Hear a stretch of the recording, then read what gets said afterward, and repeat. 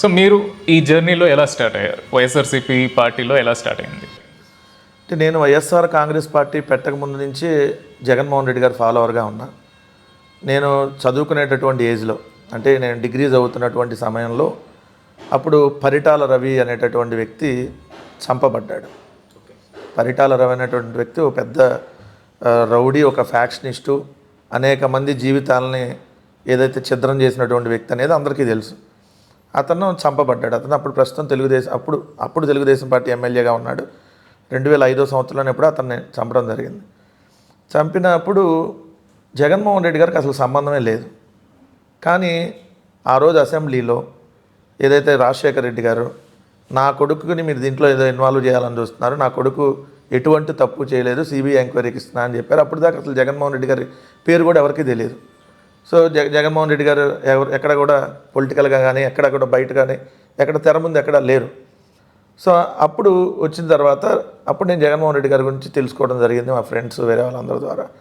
So Jaganmohan Reddy గారు అనేటువంటి వ్యక్తి ఏదైతే రాజకీయాల్లో లేకపోయినా కూడా ప్రజలకు సేవను అందిస్తూ కడప జిల్లాలో అనేక మందిని విద్యార్థులు చదువుకోవటానికి కావచ్చు, తన సొంత డబ్బులతో ఏదో కొన్ని అనాథాశ్రమాలకి డొనేట్ చేయటం కావచ్చు, అనేక మంది జీవితాలని నిలబెట్టినటువంటి వ్యక్తిగా జగన్మోహన్ రెడ్డి గారిని అప్పుడు నేను తెలుసుకోవడం జరిగింది. సో దాని తర్వాత 2006 సంవత్సరంలో నేను హైదరాబాద్ వచ్చా చదువుకోవడానికి.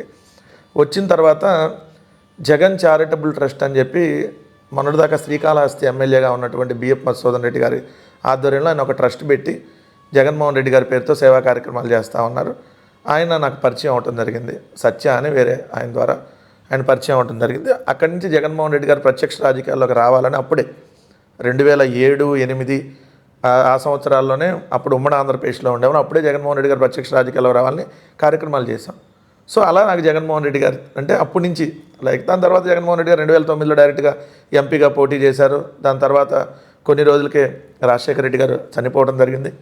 ఇంకా దాని తర్వాత నుంచి కంటిన్యూగా జగన్మోహన్ రెడ్డి గారు వెంట ఓదార్పు యాత్రని కానీ అన్నీ అలా నడుస్తూ ఉన్నాం. దాని తర్వాత పార్టీ పెట్టిన తర్వాత నేను పార్టీలో సేవాదళ్ రాష్ట్ర ప్రధాన కార్యదర్శిగా నాకు బాధ్యతలు ఇచ్చారు.